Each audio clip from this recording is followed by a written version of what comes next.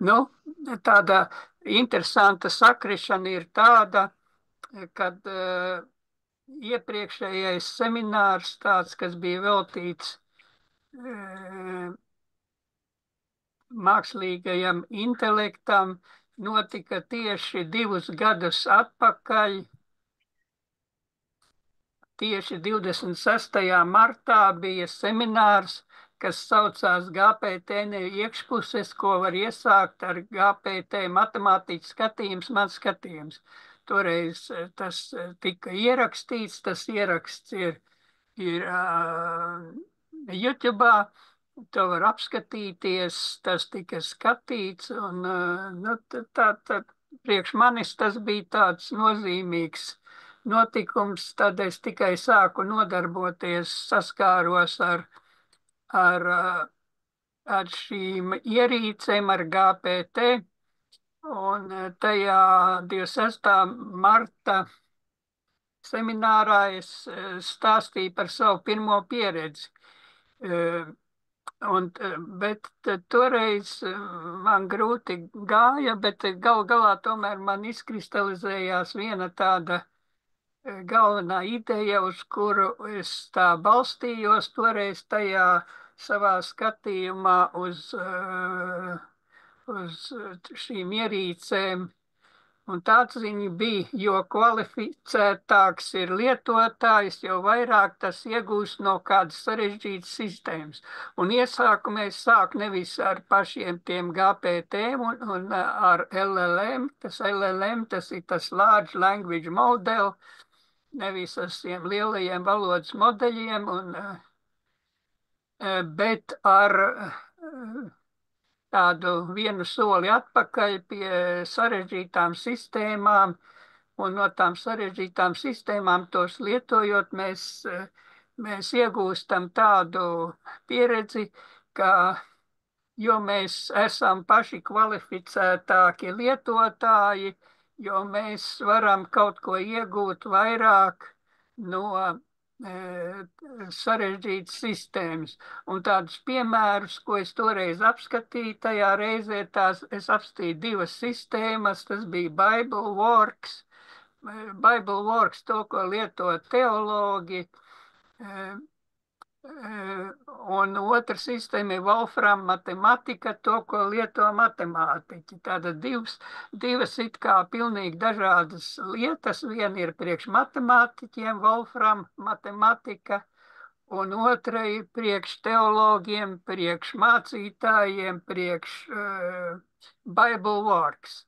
Bet abas tās sistēmas ir ļoti sarežģītas, un ar to BibleWorks, piemēram, to var apskatīties mācītājs, ja viņš grib rakstīt svētdienais prediķi, viņš var ielīkoties tajā sistēmā, un viņš var sameklēt materiālus priekš savas prediķa. Tas būtu tas vienas kvalifikācijas pārstāvis tajā sistēmas lietošanā, un otrs ir, teiksim, kāds universitātes profesors, kas grib izlasīt tekstus kaut kādās valodās, grieķu, ebreju, latīņu, ebreju vai es jau nosaucu, viss jāsauc grieķu, ebreju, latīņu, sīriešu, aramiešu, nu, gandrīz es visu nosaucu tur, kas tajā BibleWorks ir. Tātad, lai lasītu tekstus, gan bibliskos tekstus, gan arī tur kaut kādu Josifu Flāviju vai kaut kādus patristikas darbus latīņu valodā, vai sīriešu kaut kādā korpusā lasīt kaut kādu sīriešu valodā, tos var atrast tajā BibleWorks. Un tas būs tas kvalificētais lietotājs, tas vienkāršais lietotājs, mācītājs, kas apskatījās, kā sprediķi uzrakstīt, un tas universitātes profesors apskatās tajās dažādajās valodās tos bibliskos tekstus var apskatu, vai arī ne tikai bibliskos, tur arī visas patristikas, un tur viss kaut kas ir ļoti daudz, kas. Tā, tas ir viena sarežģītā sistēma, un otra, nu, Wolfram matematika es jums nestāstīšu, jo te neviens matemātiķis laikam nav. salīdzināt kvalificētu un nekvalificētu lietotāju, kā var lietot Wolfram matemātika, bet varat stādīties priekšā, ka tur tas atvēziens ir vēl lielāks nekā Bibleworks. Tur ir sarežģītā matemātika, tur ir ļoti sarežģīti, ir tur daudz tādas lietas, no kurām es neko nesaprotu, jo matemātika ir ļoti plaša mūsdienā, un tur ir ļoti daudz kas. Un Wolfram matemātika lietotāji var skatīties gan matemātisks jautājums, gan arī programmēt. Tā ir tāda sistēma, kur tu ne tikai var apskatīties tās funkcijas un papētīt viņas un tur parēķināt kaut ko, bet var arī programmēt, būvēt patvaļīgi sarežģītas programmas. Un tā es arī šo Wolfram matemātiku esmu gadiem ilgi lietojis un arī rakstījis ļoti daudz programmas ar šo rīku, Wolfram matemātika. Bet šie ir tie rīki, kas ir vēl pirms LLM. Ar ko atšķirās šie te, es tagad jau uzstādīšu to jautājumu, vai šīs divas lietas, Bibleworks un Wolfram, vai tās var uzlūkot par pirmajām tām AI mašīnām, par tiem LLM-iem. Bet uzreiz jāsaka, tā nevar. Tām sistēmām, lai arī viņas ir ļoti sarežģītas, viņām pietrūkst viens tas līmenis, kas viņas atšķir no tām AI sistēmām.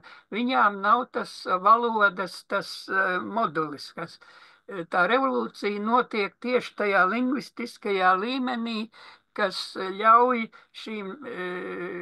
šajās sistēmās lietot cilvēka vienkārši humanoīda valodu. Mašīna atdarina cilvēku vai nāk pretī cilvēkam un ļauj to mašīnu it kā sarežģīto sistēmu, it kā sarunāties cilvēciskajā valodā. Tieši tas, kas tajās sistēmās nebija. Tagad to var izdarīt tās mašīnas. Un tā arī tas var notikt. Ar tās mašīnas palīdzību mēs varam šīs divas sistēmas, tagad Bibleworks un Wolfram matemātika, protams, vēl daudz, es tik pieminu divas, patvaļīgi daudz, visu kaut ko mēs varam lietot šajā AI vidē un darboties, jautāt. Tad šajā AI vidē tas revolucionārais solis ir tas, ka pienāk tā lingvistiskais līmenis, ka var sākt sarunāties cilvēku valodā. Tā, un tajā lingvistiskajā līmenī šeit ir divi tie soļi, divi tie aģenti, varētu teikt, jautātājs un atbildētājs. Un tajā vienkāršākajā gadījumā, kad tiek lietoti LLM, tie saucamie chatboti, tas chatbots tāds arī ir, kuri tikai divi tie jautātājs un atbildētājs. Un tagad mēs uzreiz, man jāiet uz priekšu straujāk, es nevaru tā. Tad uzreiz tas jautājums ir, kurš tad ir tas gudrākais un kam ir tas grūtākais uzdevums, tam jautātājam vai atbildētājam. Un uzreiz jāsaka, ka tas grūtais uzdevums ir jautātājam. No jautātāja tiek prasīts, lai viņš būtu saprātīga būtne.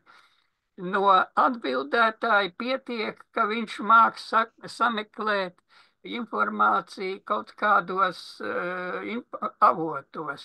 Un mēs zinām, ka dažas LLM arī tā vienkārši ir, ka viņi kaut ko pajautā, un viņš izanalizē tavu, to viņš izdara, viņš lingvistiski izanalizē tavu jautājumu, un ātri vien pajautā kaut kur vai no Wikipēdijā vai kaut kādos avotos, viņš atšifrē, kuram avotam viņam jāpievienojās, no kuram viņš atradīs to atbildi, tā jautātāja uzstādītajā jautājumā, to vajadzīgo informāciju. Atbildētājs darbojas tā kā mašīna, viņš viņam lingvistiskā analīze, un viņš atbild. Bet tas cilvēka saprāts ir tajā pirmajā daļā, tajā jautātāja daļā. Un tāpēc iznāk tā, ka patiesībā tās lomas sadaļās tajā chatbotā, tās lomas sadalās ļoti dabiski. Jautātājs ir cilvēks, tam, kam ir saprāts, kā parasti saka, cilvēkam ir saprāts, mašīnai nav saprāts. Tā arī sadalās. Jautātājs ir cilvēks un atbildētājs ir mašīna. Tas dabiskā ceļā šīs lomas sadalās, un tāpēc tie chatboti tik ļoti, nu, arī var sākt izplatīties, jo tas ir dabiski, katrs ieņem savu lomu dabiski. Un tā tad ar tiem nu, te es arī to skatos. Te jau sāk stāstīt, ar kur patiesi intelekts jautājot vai atbildot. Nu, tad intelekts ir vajadzīgs jautātājiem. Atbildētājs citā līmenī darbojā. Atbildētājs vairāk kā mašīna var darboties. Bet tas jau ir tikai tajos vienkāršākajos, ko mēs saucam par chatbotiem.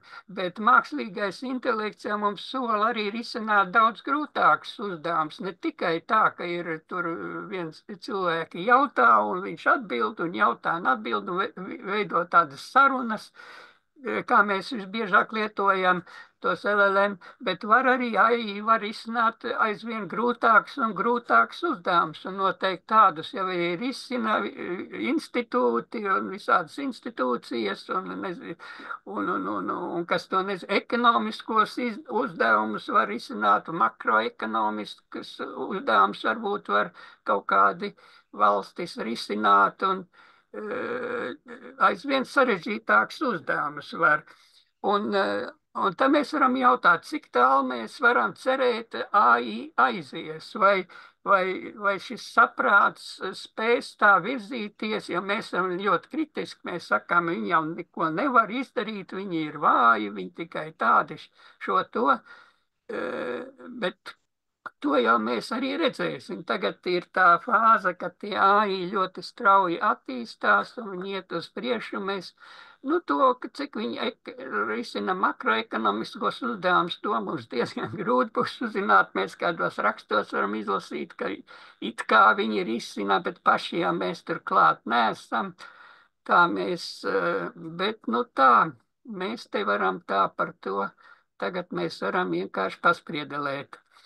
Tātad, kā mēs varam cerēt, cik tālu mašīnas jau ieies tajā īstajā saprāta. Jā, sākām it kā mehāniski cilvēki, tai mašīnai bija darbs. Tur parakņāties pa informāciju, bet tālāk var aiziet aizvien sarežģītāk uzdevumu risināšanā. Un tad uzreiz jau mēs varam sākt jautāt, kas tad ir mākslīgais saprāts, vai cik tālu mēs aiziesim, vai mākslīgais saprāts, ja tiešām tas mākslīgais saprāts, kā ir kas tādi neprātīgi cilvēki domā, ka viņš daudz neatšķirās, ka tas mākslīgam saprātam nekādas robežas nav tāpat kā cilvēku prātam, tajā mēs varam aiziet ļoti tālu, vai arī tādas robežas atklāsies. Nu, tad šie jautājumi tad mums visā šajā mākslīga intelekta attīstības laikmetā mums nāk priekšā. Cik tālu mēs tiksim, cik tālu šis saprāts virzīsies un ko mēs ieraudzīsim. Nu, un vien tāda es šeit apakšā uzliektu jautājumu, mēs jau varam šobrīd, mēs te, teiksim, fiksējam šī brīža un tagad metam skatu nākotnē un prasam, vai saprāts izrādīsies tāds pats, kā cilvēks saprāts būs, mašīna ir tāds pats saprāts būs, kā cilvēkam, kad nu, mēs būsim, nezinu, cik tālu attīstījušies. Nu, tad šeit ir tāds mans tāds viens piedāvāts spriedums, ka uz šobrīd tas ir tīri ticības jautājums.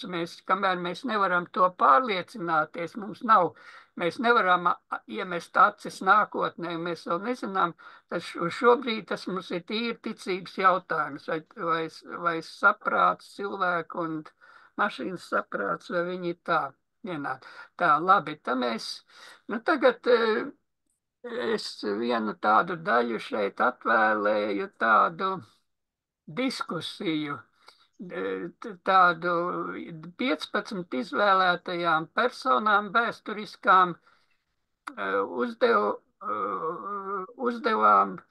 uzdevu jautājumu, vai atšķiras mākslīgais intelekts vai neatšķiras. Protams, mēs nevaram paprasīt par šīm vēsturiskajām personībām, tad šīs atbildes es uzstādīju tam pašam, tam mākslīgam intelektam, tam GPT. GPT man izģenerēja katrs tā personība atbildēja uz jautājumu, atbildēja pro un kontrā. Pro, ka neatšķiras dabiskais no mākslīgā, pro arguments un kontrā arguments, kā atšķiras. Un tagad šie ir tie cilvēki, te bildē tas ir viens Mihails Fjodorovs, krievu filozofs, un to es tādā sakarā pieliku. Mēs varam jautāt, vai būtu iespējams realizēties un kādā veidā realizēties, ka mēs varētu pajautāt, ka tiešām pašām vēsturiskajām personām pajautāt. Steineris saka, Akaš kroniku iesaisti vajadzētu, bet Fjodorovam bija tāda muzeja ideja. Tā muzeja tas ir augšām celšanās. Ja viņš paredzēja, ka notiks mirušu augšām celšanās un nāks cilvēku, tad mēs varēsim viņiem pajautāt. Protams, ja piepildītos Fjodorova ideja pa augšām celšanos, tad mēs varētu tieši pajautāt. Tas tā vairāk varbūt, nezinu, cik nopietni, nenopietni, te es piemitināju, ko viņš pats arī ir. Tā. Tad nākamais, tagad tās 15 personu, es viņas esmu izvēlējies patvarīgi, tas ir no citas kādas publikācijas, tas izvēlējums, tas skatījums, kas tie ir, no kurienes tas ir. Ir tad pirmie 5 - Vernackis, Leibniz, Dekarts, Sigers un Ksenofons. Tur katrs Vernackis to saistā ar nosfēras ideju, jo viņš ir nosfēras teorijas autors, un katrs nākamais tur tad Leibniz pa monādēm runā, Dekarts ir izlietot, tas ir cogito ergo sum, bet Dekartam ir tā mašīniskā domāšana. Dekarts tur var tiešām piedalīties tajā diskusijā. Tad tur vēl citi ir tie Sigers no Brabantas, tas ir interesants cilvēks. Man viņš izvēlēts tāpēc, ka viņš bija viens no pirmajiem vai pirmais, pirmais viņš noteikti ne. Plotīns arī bija, viņam viena dvēsele. Viena dvēsele, tam ideja par vienu dvēseli, par kopīgu, visai cilvēcei viena kopīga dvēsele. Bet to var saistīt Vernackim, tā ir nosfēras teorija, bet, Sigers, tas ir daudz, Sigers varam redzēt, tas ir 13. gadsimts, un Vernackis tie dažādi gadsimti, man te sajaukti tie gadsimti. Ksenofons pavisam, tas ir Platona un Sokrāta laika biedrs. Bet kā militāra persona viņš arī var piedalīties diskusijā. Tā, nākamais, tagad, kas nākamie man 5 ir Līvijs arī no senatnes, kroniķis, romiešu vēsturnieks, Ņutons, Faradejs, Maksvels, tie ir 3 fiziķi. Fiziķiem arī, protams, jādod iespēja izteikties, un Leonardo da Vinci, tas ir tāds starp mākslu un starp tehniskām, viņš ir tāds universālais pārstāvis, civilizācijas gudrinieks. Un nākamais 5. ir Cicerons arī no senatnes. oratora, mākslas meistars, Einsteins, Steiners, Einsteins, Steiners, tie ir laika biedri, bet Francis un Toms tāda tie ir no viduslaikiem. Jā, nu tā, jā, tie arī laika biedri, pat drusku, vai pēc gadiem var redzēt, viņi gan ļoti maz pārklājas viņiem. Asīs Francis bišķiņ vecāks, Akvīns Toms, teoloģijas, katoļu baznīcas, tas pamatakmens. Tā, bet to Akvīns Tomu, to es tālāk vēl izmantošu to viņu. Tā, un tā man ir, es vēl te visus viņus paplašināt atbildi, ja kāds interesē, tie var to šo prezentāciju paskatīties, šie paši vēl arī tādā paplašinātā, un tad vēl es desmit pārstāvjus pajautāju, kas man atbildēja, tas ir mākslīgais intelekts, pajautāja mūsdienu 10 pārstāvjiem. Nu, viens tas agrākais pārstāvs ir Alans Tjūrings, tas jau nedaudz jau vēsturē, tāda nesenā vēsture, kas ir kompjūteru viss tās ideoloģijas viens no pamat akmeņiem un tā, un pēc tam jau ir modernāki cilvēki, kas ir Makartīs, kas ir radījis terminu mākslīgais intelekts, un tad no kognitīvajām zinātnēm tāds Minskis, varbūt Zintars pazīst tādu Minski. Tad ir viens no tādiem populārākajiem, kas te tiek cilāts, un mums arī mūsu tajā sarunu vietnē tika pieminēts Geoffrejs Hintons. Vidvuds bija atsūtījis no Geoffreja Hintona rakstu, un tas ir viens no tātad deep learning pionieriem. Bet tas Geoffrejs Hintons pārstāv to spārnu, kas ir nostājas vistuvāk tam, ka mākslīgais saprāts neatšķirās vai daudz neatšķirās, vai vispār neatšķirās savā starpā. Viņš ir tāda tā spārna pārstāvis, jo citi atkal ir pretējs spārns, kas ir pilnīgi citās pozīcijās. Tad Geoffrejs Hintons ir tā viena tā personība tā šajā visā. Nu, tad vēl ir tāda, te ir Lekjūns. Šie izvēlēti ir no mākslīgā intelekta, tā kā es viņus nepazīstu, pat nezinu, ko viņi te dara, kas tas ir, es nezinu, tās smalkas lietas. Tās man iedeva mākslīgais intelekts. Tad Ilja Sučkevers, tas ir tas OpenAI, tas ir ChatGPT radītājs vai viens no ideologiem. Nu, tad te vēl ir Bostroms. Mums Normons laikam nav. Es skatos, jā, Normons nav pieslēdzies. Normons varbūt to Bostromu, kaut ko varbūt Normons te zina kaut ko no šiem vīriem. Tā, tad ir, nu jā, nu tā tad tie ir 10 mūsdienu pārstāvji, kas arī izteikušies pro un kontra. Tad, bet tagad tā nākamais ir, mēs tagad risinām tādu tēmu, ar ko atšķiras dabiskais vai neatšķirās dabiskais intelekts, bet patiesībā, ko mēs gribam no tiem AI, ja mēs nerunājam tikai par tiem vienkāršiem chatbotiem, ko no AI var sagaidīt tā visizplatītākā veidā. AI aģenti var būt mūsu darba biedri, un es tā arī sev mēģinu izmantot šos ChatGPT kā savu darba biedru. Es katru dienu strādāju un kaut kādu darbu daru. Viņš man ir tā kā darba biedrs. Es viņu esmu pieņēmis darbā un es dodu viņam uzdevumus, viņš pilda šos uzdevumus, viņš strādā.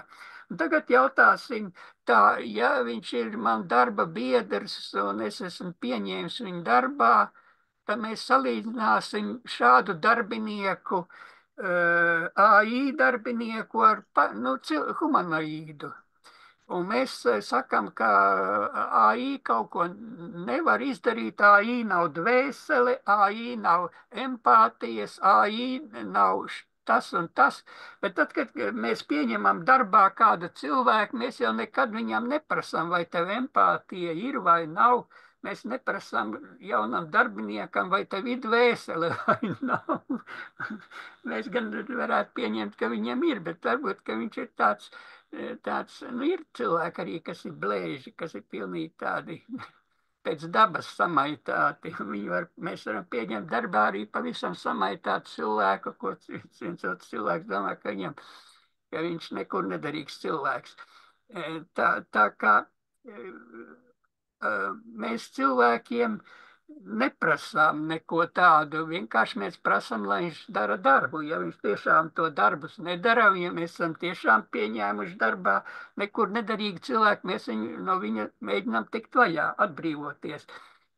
Bet viņa uzdevumi tad tiek, nu, kvalificēti, tas un tas tev jāizdara, tas un tas tev uzdevumi ir specificēti, kas katram darbiniekam jādara. Un tie, kas strādājam un noteikti labi zinām, kādi mums tie uzdevumi tiek piešķirti un kas no mums tiek prasīts. Tas ir un tāpat arī no tā AI aģenta, ko mēs pieņemam darbā, mēs izvēlamies to funkciju sarakstu. Ja viņš ir man matemātiķis, tad es prasīšu no viņa kaut ko tur darīt, pierādīt teorēmu vai palīdzēt pierādīt teorēmas vai rēķināt kaut ko, kādus konkrētus uzdevumus. Un tad viņam būs uzdevuma saraksts, kas ir šim darbiniekam jādara. Nu, un tā jautās, vai viņš daudz atšķirsies no cilvēka.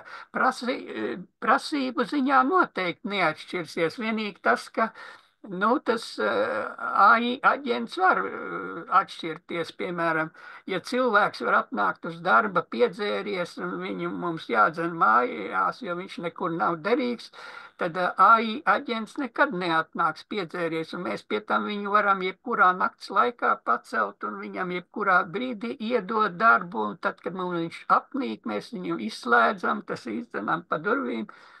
Un tā kā atšķirības ir, bet grūti atrast tādas atšķirības, kas būtu pa sliktu, sliktāks nekā cilvēkam. Nu, varbūt, ja mēs strādātu kopā, mēs varbūt atklāt arī viņam kaut kādas vainas tam AI aģentam. Viņam būtu labas īpašības, viņš ļoti lēti ir. Darbs ir ļoti lēts salīdzinot. Mēs tik mazas algas, kā mēs tagad maksājam par to mākslīgo intelektu, nevienam cilvēkam maksāt nevarēja, neviens pie mums nenāk strādāt par tādu naudu. Un tā kā viņiem daudz priekšrocības, bet varbūt būs arī trūkumi. Jā, to mēs pārliecināsimies tad, kad mēs sāksim viņus tā pa īstam izmantot.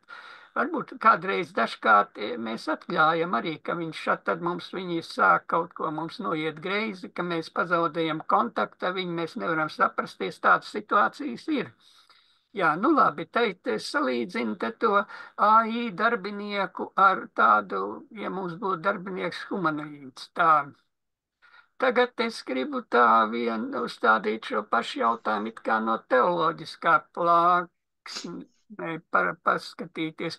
Mēs uz šo lietu, tā kā mēs esam zināts reliģijas dialogu grupa, un mums ir šīs dieva saprāts un viss tās lietas mums ir pazīstamas. Un te arī ir kaut kāda radīšana, mākslīgais saprāts mākslīgais intelekts ir cilvēku radīts. Mēs šādu analoģiju, šādu alūziju varam risināt. Dievs rada saprātu cilvēkā pēc sava saprāta līdzības, ja mēs pārfrazējam to, ka Dievs radīja cilvēku. Mums ir svarīgi tagad, kad Dievs rada cilvēkā saprātu pēc sava dievišķā saprāta līdzība. Un tad to pašu cilvēks dara arī radot LLM, to Large Language Model. Tajā Large Language Model cilvēks rada saprātu pēc sava saprāta līdzības. Nu, tur ir tā lingvistiskā, kā tīri tehniski tas ar to deep learning tiek LLM tiek izveidots, bet patiesībā tā, ja tās tehniskos tos aspektus nolīdzina, tad patiesībā tās darbošanās notiek tieši tādā plāksnē, ka cilvēks rada tajā LLM saprāts pēc sava saprāta līdzības. Jā, un tagad jautājums ir, vai šīs radītais saprāts ir tāds pats kā, kā kā ir pašam cilvēkam. Un tad sāksies tās visas, mēs varam jautāt tāpat kā tiem 15 gudrajiem no pagātnes, un viņi mums tāpat jautās, šo to viņš dara, šo to šis saprāts dara, to lingvistisko analīzi un visu to lingvistiskās lietas viņš ļoti labi izdara. Viņam nav dvēseles, viņam nav empātijas. Mēs sāksim skaitīt visu to pašu, ko sākumā, kas mašīnai nav. Nav dvēseles un nav šis un tas un tā. Daudz kas nevar nogaršot mūsu kūkas, ko mēs ēdam un nevar piedzerties. Nu, tad visā tāda trūkumi. Tā, un tad te ir par to līdzību, ka Dievs radīja cilvēku. Bet te es gribu vienu aspektu apskatīt. Dievišķā dzirks. Kas tas ir? Dievišķā dzirks.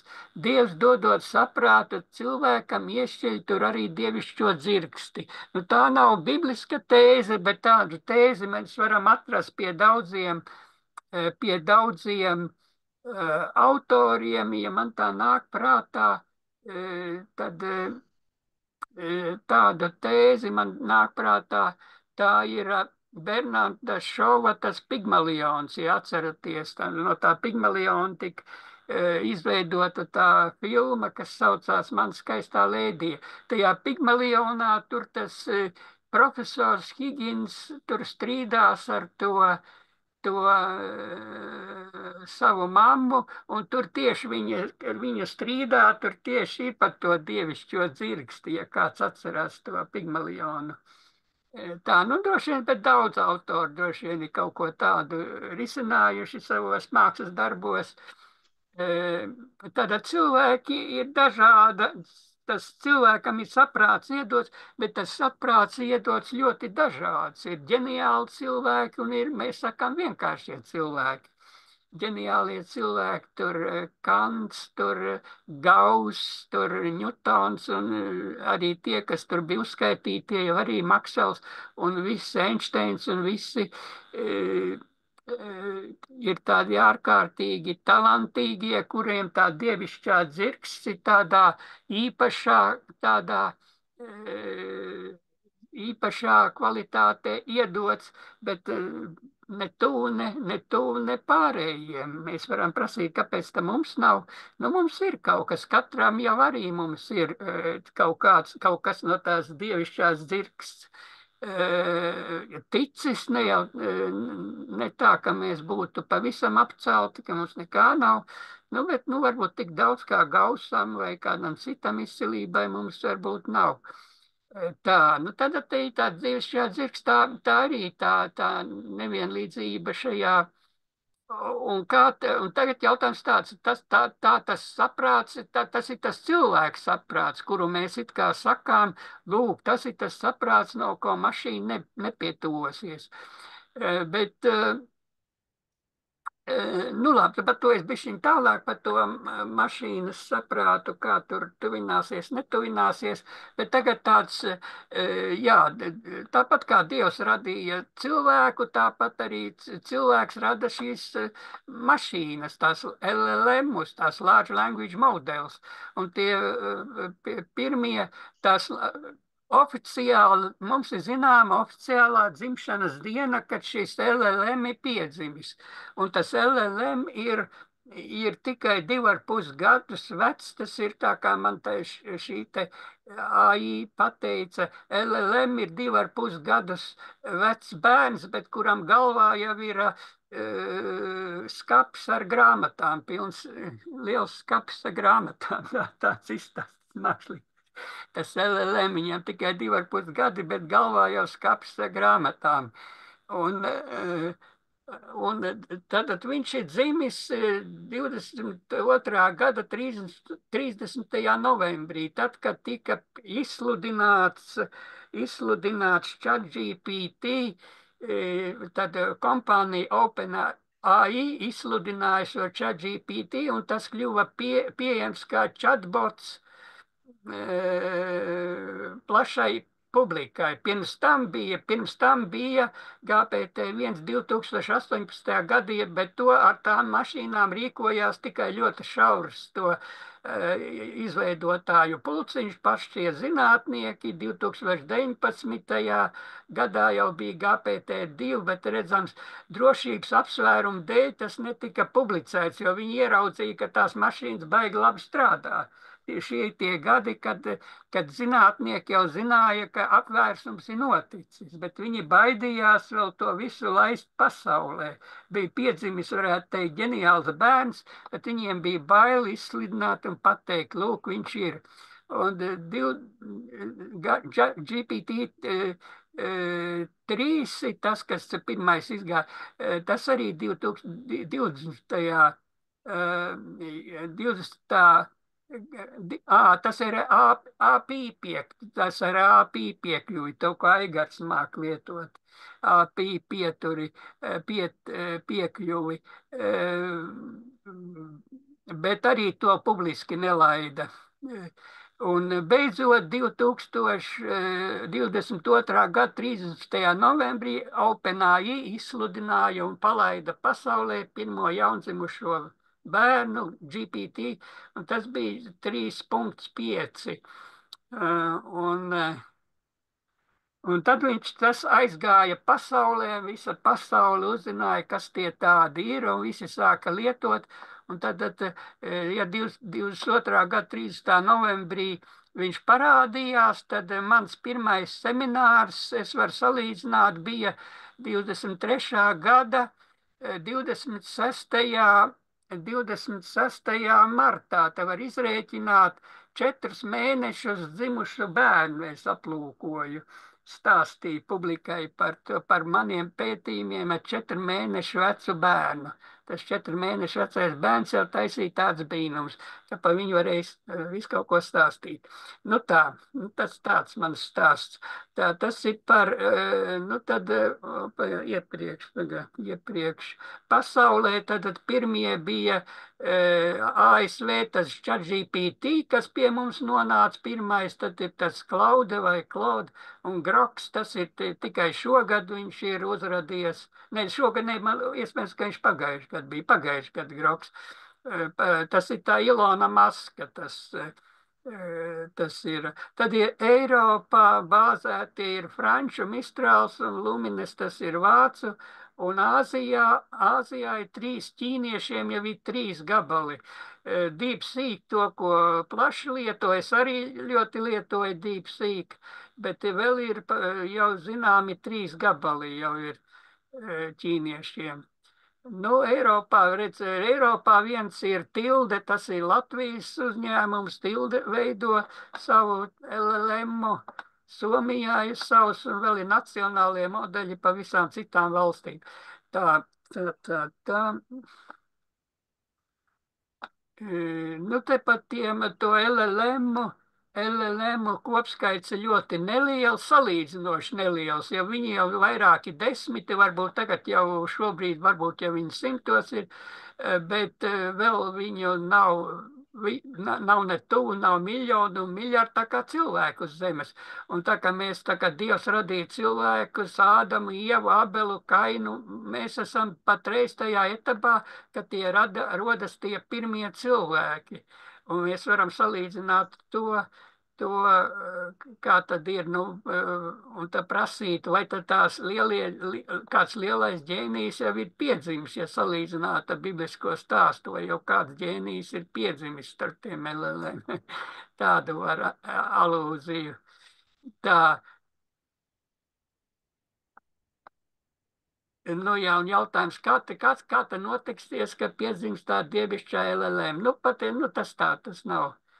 Ne viens aspekts tajā, to vienu aspektu, to, ko es esmu izcēlis, to var ātri izstāstīt. Tad tam dievišķajiem LLM būtu jādara divas lietas. Tās divas lietas es paņēmu no Akvīna Tomas. Akvīna Toms sacīja tā, bet īstā gudrība nāk no Dieva, un MI nekad nebūs garīga būtne. Tas ir radīts cilvēku rokām, un tam nav dvēseles, kas ļautu tam patiesi saprast labo un ļauno. Tad, ko mēs no Akvīna Toma citātu varam paņemt? Dievišķajam LLM tātad būtu jādara divas lietas. Jāmodelē gudrība, kas nāk, kas līdzīga tādai, kas nāk it kā no Dieva. Un otrs ir jāmodelē dvēseli, kas māk vismaz maksimāli patiesi saprast labo un ļauno. Tad, protams, šobrīd mēs ne tuvu nekas tāds nav. Bet, ja mēs salīdzinām, ja pirms 50 gadiem mēs jautātu, kad būs, kā ir ar mašīnu tulkošanu, ar runas atdarināšanu un lingvistisku analīzi, pirms 50 gadiem tas viss izstījās pēc tīras fantāzijas. Bet redziet, pēc 50 gadiem tagad jau tas viss notiek. Un tāpat, ja mēs paskatīsimies ar dvēseli, mēs jautāsim, kas būs pēc 50 gadiem, vai mašīna tiešām nevarēs jau modelēt cilvēka humanoīdu būtni līdzīgu, kas modelēs cilvēku dvēseli. Mums nav nenojaus, jo mašīnu modelēšana tā ir pavisam, tā ir cita loģika, to mēs paredzēt nevaram, kā tas tiks risināts. Un tātad to mēs neko nozināt nevaram. Kā būs, un tad tas paliek atkal viens no ticības jautājumiem, vai mašīna varēs modelēt dvēseli vai nē. Kaut ko līdzīgu dvēselē. Tas ir ne jau to, kad viņa dvēseli radīs, bet kaut ko līdz atdarināt dvēseli, par to iet runa. Tā. Nu, tad erāre humanum es pievienoju tāpēc, ka tas ir labs teiciens. Tas radās tajā laikā, kad neviens vēl nezināja par mākslīgu saprātu. Un erāre humanum es kļūdieties ir cilvēciski, bet tagad, kad mums ir uzradies mākslīgais saprāts, tad šim erāre humanum es rodas pilnīgi jauns tāda konteksta nojēgums, jo kurš ir tas, kas kļūdās? Ir divi saprāti, humānais saprāts un mašīnas saprāts, un šis teiciens saka, cilvēks ir tas, kas kļūdās, ne mašīna kļūdās, cilvēks. Cilvēku dabā ir kļūdīties, tas ir cilvēks kļūdās. Un tad, kad mēs skatāmies uz to mašīnu salīdzinot ar cilvēkiem, tad mēs ieraudzīsim, ka ļoti biežās situācijās mums jāvainoja tieši cilvēks, ne mašīna. Bieži uzbruk mašīna, mašīna nemāk to un to. Patiesībā izrādās, ka cilvēks ir tas, kas tās kļūdas pielaiž. Bet man nav laika to visu stāstīt, bet tas ir, droši vien tas arī literatūrā ir aprakstīts. Ka visādi gānās pa mašīnām, bet patiesībā lielo kļūdu taisītāji cilvēki. Tad ir rāri humānu, mēs tas tā patiešām. Tad ir pat šito te es vairāk, man liekas, man jau arī, es jau tūlīt veikšu. Dabisko saprātu un kolektīvo saprātu, tas tā, to var, ja kāds grib var iestīties, pastīties. Tā, kas man tur vēl bija. Uz ko virzās AI? Tas pats jautājums, ko mēs jau mēģinām uzstāvēt, uz ko virzās AI uz saprātu, kas neatšķirās no cilvēka saprāta. Un tieši tas, ko mēs nezinām un ko mēs sacījām, ka tas paliek mums pagaidām ticības jautājums. Te ir tā, te ir viens apsvērums. Bet šeit vēl viena tāda svarīga lieta. Mēs interesējamies par AI saprāta formām, bet vai tas mūs nepievedīs nepieciešamīgi pamatīgi sākt pētīt mūsu pašu saprātu? Mēs jau, protams, pirms mākslīga intelekta bija kognitīvās zinātnes un pētīja saprātu, un tas viss jau notika, bet patiesībā pa īstam to cilvēku saprātu zinātnieki varēs tā īsti saprast un pētīt, kad uzradīsies tas it kā konkurents, tas otrs. Un tieši salīdzinājumā ar šo mākslīgo tiks patiešām tiks noskaidrots, kas tad cilvēkam ir tās cilvēks saprātam tāds pārāks, vai arī tieši otrādi, vai kur tas tiešām atpaliek. Un visādos aspektos. Ir jau iespējams, ka mākslīgais intelekts dos iespējas pātrināt to dabisko intelektu. Cilvēks varēs palielināt savas spējas, izmantot to AI ierīces, un viņi kļūs par supermeņiem, un, jo šīs ierīces ļauj, jo cilvēks apmāca tās AI, bet tā AI apmāca arī cilvēkus. Tātad, toties tālāk, nē, tas ir viss skaidrs. Jā, pētot, cilvēks pēta savu saprātu, tad tas ir tā. Bet to visu es nobeidzu ar to, uz ko tas virzās. Un viss tas virzās uz tādu teoloģisku noslēgumu. To zinātnisko noslēgumu mēs nezinām, tas mums paliek tā kā ticības jautājums. Bet tad teoloģiskais, ko es gribu, tas virzās uz tādu trīsvienību. Tā ir planetārā izglītība, noosfēra un providence. Trīs lietas, uz ko tas viss virzās. Un tas notiek gan to zināšanu un tehniskajā plāksnē, gan arī teoloģiskajā plāksnē, gan visu. Tad viss virzīsies uz šo izpratni par šīm trim lietām - planetārā izglītība, noosfēra un providence. Tā, es arī varbūt, jā. Un AI es uzdevu jautājumu, es uzdevu jautājumu tādu, lai AI uzdod savu jautājumu. Es runāšu seminārā, lai AI uzstāda savu jautājumu, ko uzstādīt semināram. Un AI izveidoja šādu dialogu. AI uzdotais jautājums, vai AI ir mūsu spogulis vai skolotājs? Un te ir atbilde.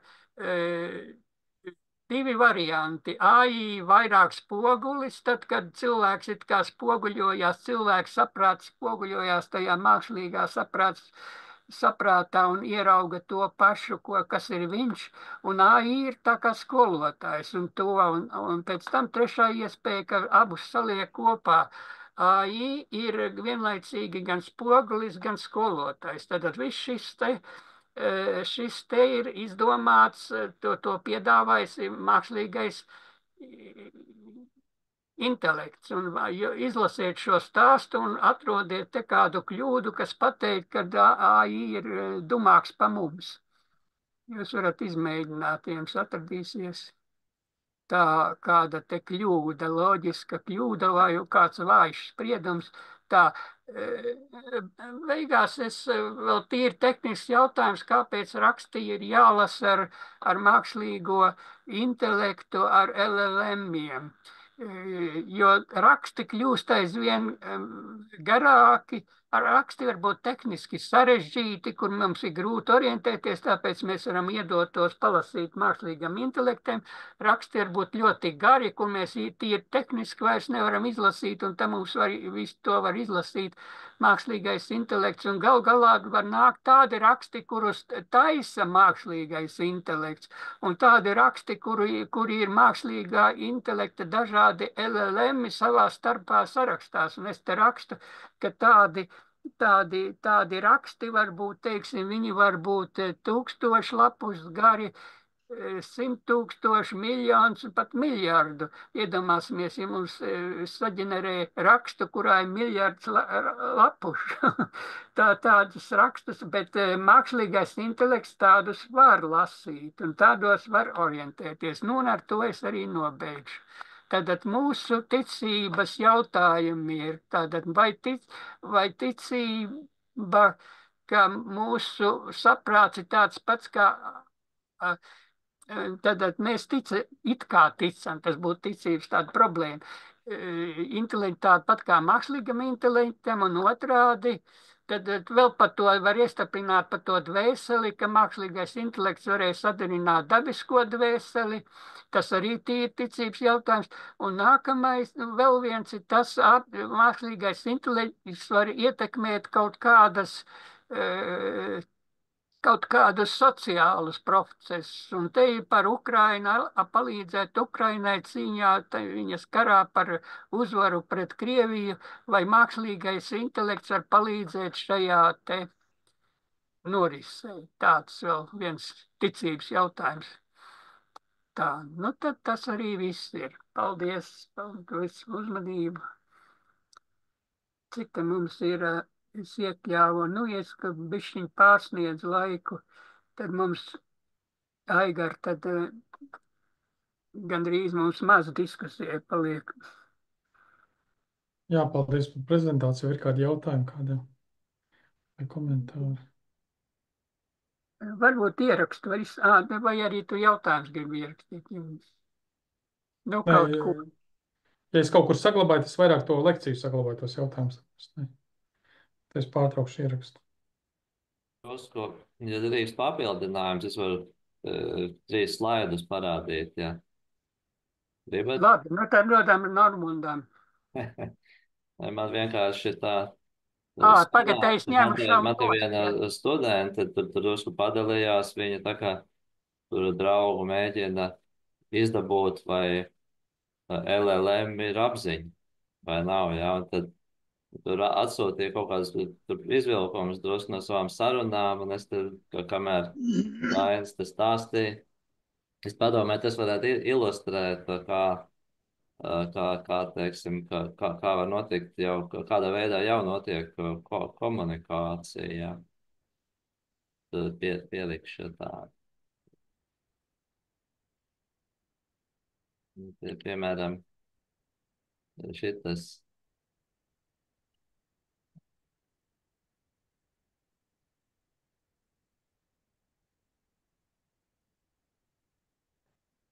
Mums tas ir jālasa. Jā, jums jālasa.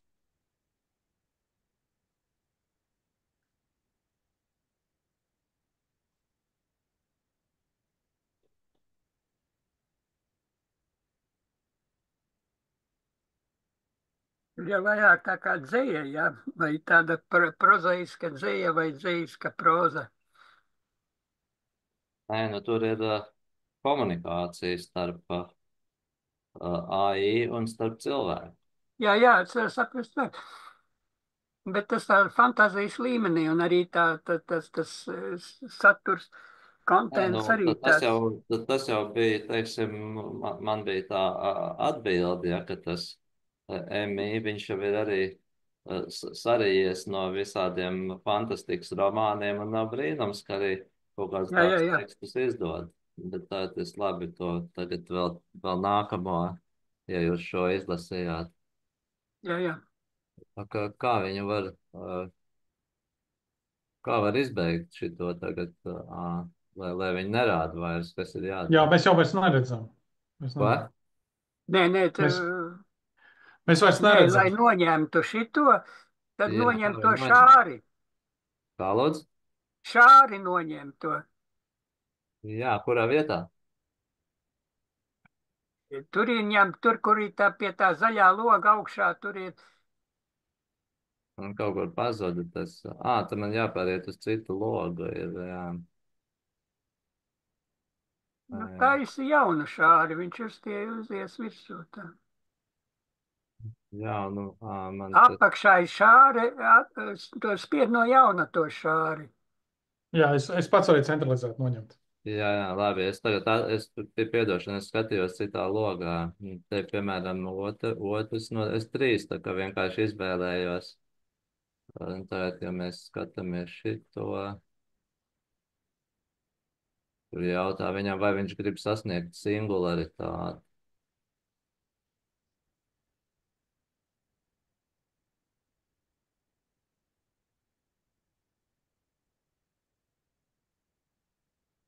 Bet nē, viņš negrib, viņš grib attiecības. Jā, jā.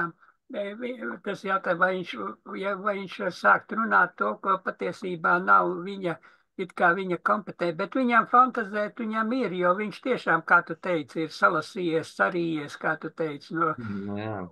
un viņš var fantazēt. Viņš māk fantazēt. Viņam tā, ka viņš pasakas var rakstīt un anekdotes, cik nu tās anekdotes tur ir asprātīgs, tas tā. Tad vēl vienu pēdējo tā, kur tas bija tagad teikt, jā. Jautājums ir, tu šobrīd izmanto mana kā lietotāja datu vāceli par teodicei, atbild jā vai nē, nē, tiešām. Un tad viņš atbild, jā, tiešām.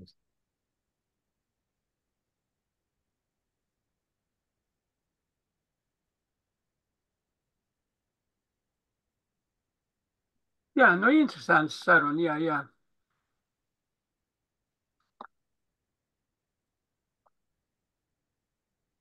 Nu, jā. Labi, Nu, tas tad ir. to tagad vajadzēs noņemt.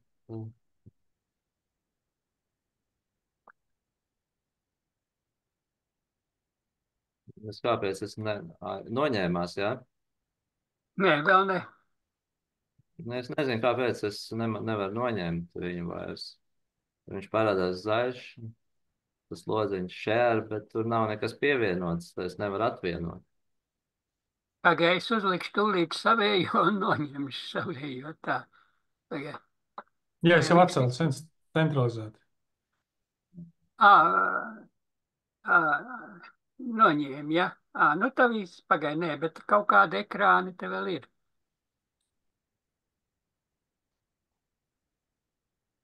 Kaut kāda ekrāni vēl ir. Nē, vai, pagaid, kas tas tāds? Nē, kaut kāds ir. Man tā radās jautājums, nezinu, vai tas Turinga tests tagad jau skaitās, ka viņš šie LLM viņi jau iziet, viņi jau spēja iziet Turinga testu.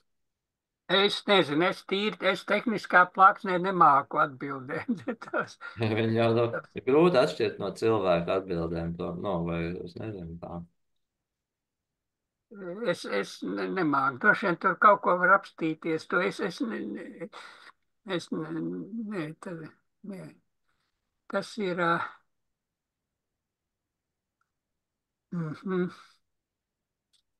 Bet par to labo un ļauno tur jau tomēr tiem līdzšanējiem tomēr tur tiek iestrādāts, lai viņi ir labi, nevis ļauni. Bet tad jautājums ir, kas notiks, ka viņš nonāks riktīgi ļaunu cilvēku rokās un tad tie palaidīs, kur noņemt visus šos ierobežojumus. Nu jā, nu tur ir visas tās problēmas, ir tīri tehniski, jā. Tad tie jau tagad Maskava jau tur taisa, tur Kremlis jau tur tie jau atrotītām piedurknēm tur raujās un tie tur taisa visādas. Un iegulda milzīgi lielas naudas, ne tā kā mēs vienkārši padiskutējam, bet tur tiek miljardi iegāsti un tur ir Jā, bīstamība. lai nepārņemtu to sociālos medijus. Jā, jā, jā. Nē, tās ir nopietni riski. Par to mums jau Facebookā ielicis, man atnāca no Māra Poļakova bija atsūtījusi. Ja zinat, tā tulkotāji, viņi bija atsūtījusi tādu brīdinājumu, no kurienes viņi bija redzējusi, ka tie tiek izplatīts. Bet par to Twitterī un šur tur ir ziņas, ka Krievi uzdarbojas tur. Jā, nu labi, pagaid. Aigar, tad tu komandēji, ka mums jāpāriet uz to otru daļu, vai vēl kāds, vai ir kāds, vai Dzintars, tu kādu vārdu, vai ja tur ir gari nav kaut ko var. Nē, jautājumu būtu daudz, bet, laikam īsti tas nesanāk. Nu, jā, Vienīgais ir tāds, tādu savu necīlu uzskatu var paust. Proti, ka šobrīd gan tas mašīnas saprāts un cilvēku saprāts, ka tas nav nekas vairāk kā noteikta veida informācijas apstrāde. Tas ir mans tāds šaurais mazais viedoklīts. Bet neredz, ka, piemēram, cilvēka kaut kas dievišķīgs viņa tanī darbībā, lai kaut ko saprastu, uzaustu, bet mašīnai nē, jo viss ir tāpat tikai informācija vai pretstatā kaut kas nejauši paķerts. Atvainojiet visu. Nē, jā, bet tas Vai cilvēku domāšana nav vienkārši informācijas apstrāde? Tieši tā, domāšana, tāpēc jau neko nevajag meklēt, kādas tur brīnums un dievišķās cirks. Tieši tā. Cilvēku domāšana ir tikai informācijas apstrāde un nekas vairāk. Ja viņi ir emocionāli un kaut kas nāk klāt no psihikas, bet pamatā tā informācijas apstrāde. Jā, bet tā informācijas apstrāde, redz, var daļliteratūru tulkot un var labi tulkot un var augstā līmenī un tas jau tur robežojas ar dievišķo dzirksti. Rakstniekam tak vajadzīgi dievišķi dzirksts, lai uzrakstītu skaistu sacerējumu. Un ja tā mašīna tehniski jau tuvojas, ka viņi māk to ar saviem tehniskiem līdzekļiem jau sasniegt. Nē, tas ir tā diskusija mums jau tur. Jā, šī gadījumā es domāju par zinātnisko informāciju. Nevis par kādu rakstnieku fantāzijām vai skaistām vai adekvātām vai neadekvātām. Tās jau nav ierobežotas, domājams diezko. Bet es domāju tieši par tādu. Jā, skaidrs, jā. Zinātnisko informāciju, ja pareizāk sakot. Tā. Labi, Aigar, tā varbūt pāriesim uz to otru. Jā, es gribu varbūt nedaudz pakomentēt. Tad šeit bija tāda vispārēja priekšstat par to mākslīgo intelektu, bet tas svarīgi ir tā, cik tad labi viņi tagad strādās. Un tagad ir kaut kādi jaunumi parādās, ka viens būs, ka tas kā asistents vai tam līdzīgi, kur es pasaku, datorā izdara šito, es saku atver to lapu, izdara šito, un tad viņš tur dara. Piemēram, es saku, apstrādā miljonus patentus un paskaties, kurš atbilst, piemēram, 3 principiem.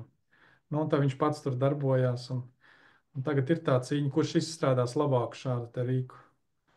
Patreiz tās demonstrējums ir tikai tā, ka var pasūtīt cilvēkam kaut kādu labāko viesnīcu kaut kādā pilsētā, bet varbūt tie rīkies uz augšu.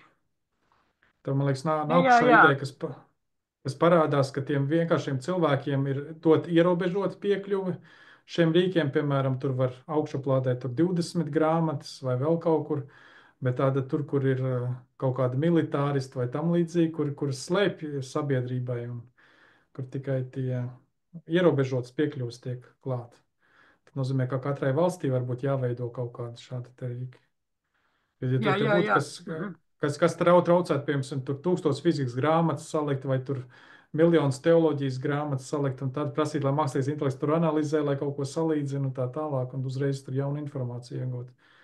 Tāds viss projekts it kā var veikt, bet tur redzēs, kurš pirmais veiks vai cik tas būs slepeni vai atklāti. Tādas svarīgas lietas. Jā, un vai kvantitāte aizstās kvalitāti?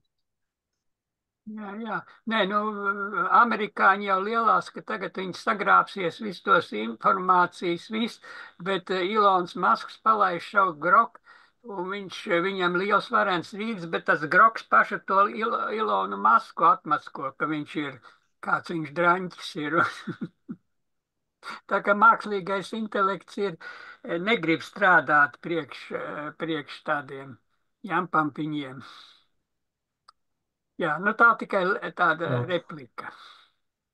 Jā, un tas, ko mākslīgais intelekts dod jaunu, arī to, ka ļauj izveidot visās datorprogrammas, kur, piemēram, es tur programmēšanā tādas nianses nezinu, bet es varu pateikt, piemēram, uztaisīt tādu programmu, kur tur tulko grāmatas, un viņš tur uztais. Jā. To, ko es devu Dainim, to es arī uztaisīju, un pateicot viņam, citādi tas nebūtu iespējams. Un tagad saka, varbūt var līdzīgi kā WhatsApp uztaisīt vai vēl kaut kur. Tur viens cilvēks ar tādu mākslīgu intelektu uzreiz parāda daudz tās iespējas. Redzēsim, kā attīstīsies. Jā. Lielas lietas redzēsim. Labi, nu tad mēs pārējām uz otru, ja? Jā, tad pārējām uz otru daļu tā. Aleksandr Mipri